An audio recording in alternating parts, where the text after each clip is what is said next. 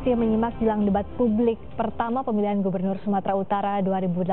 Masih bersama Mas Sultani, peneliti Litbang Kompas. Sebelumnya kita tadi membahas bagaimana peta pemenang pemilu legislatif maupun pemilihan Gubernur Sumatera Utara sebelumnya. Kita beranjak ke perolehan kursi DPRD Sumatera Utara pemilu 2014. Sebelumnya Golkar yang menang, lalu Demokrat, ini kembali lagi ke tangan Golkar. Apa faktor apa, Mas, yang menyebabkan Golkar pada tahun 2014 kembali menguat di Sumatera Utara?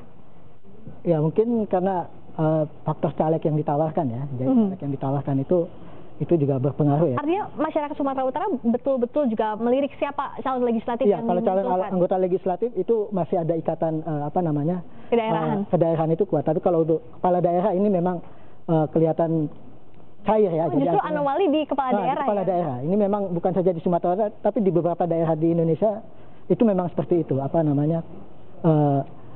Karakter pemilihnya. Berikutnya adalah PDI Perjuangan. Ini tipis sekali menangnya di urutan kedua iya.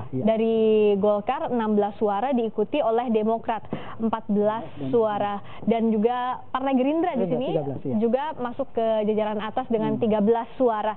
Jadi kalau kita lihat dari tadi, partai-partai yang menguasai pemilu legislatif terutama di Sumatera Utara tidak jauh berbeda dari partai-partai ini ya, hanya urutannya saja yang bergantian, Mas. Iya, jadi kalau kita memetakan secara umum, artinya bahwa itu wilayahnya partai nasionalis. Jadi artinya karakter politik masyarakat Sumatera Utara itu lebih nasionalis. Karena partai nasionalis yang unggul dari tiap tahunnya, iya, apapun itu partainya. Iya, apapun itu partainya. Jadi kalau dia membawa ideologi nasionalis, itu akan mendapat tempat yang cukup kuat di masyarakat Sumatera Utara. Yang ditunggu masyarakat Sumatera Utara tentu tahun ini. Iya. Karena di tahun 2018 ini calon gubernur Sumatera Utara yang akan bertarung ada Edi Rahmayadi berpasangan dengan Musa Rajeksyah. Ini mengantongi 60 kursi didukung oleh partai politik yang mengusungnya, sementara pasangan Jarod Saiful Hidayat, pasangan nomor urut 2 dan Syihara Sitorus mengantongi 20 kursi yang didukung oleh dua partai politik ya, PDI Perjuangan dan P3, sementara partai lainnya merapat semua ke pasangan nomor urut 1.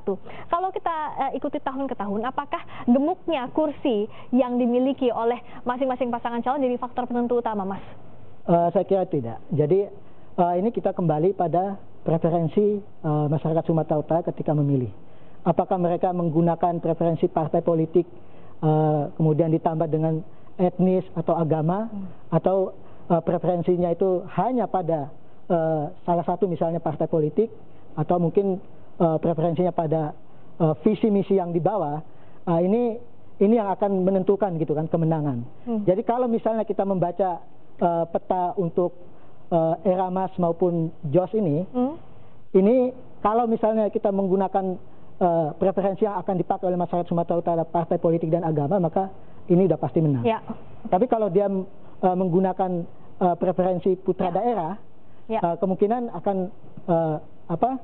ke Jarod dan Syihara. Apalagi JR Sitorus, Saragi itu sudah menyatakan akan mendukung pasangan nomor 2 ini. Jadi ini kemungkinan masih sama kuat. Yang menarik juga nanti apa yang akan ditawarkan masing-masing pasangan calon di debat publik, yang tentu ini akan disimak oleh masyarakat tidak hanya di Sumatera Utara tapi juga setanah air. Terima kasih Mas Sultani atas ulasannya di jelang debat publik ini, dan kita saksikan bersama debat publik pertama pemilihan Gubernur Sumatera Utara saat ini pukul 7 malam. Saya Friska Clarissa undur diri, kita ketemu lagi di pasca debat nanti. Sampai jumpa.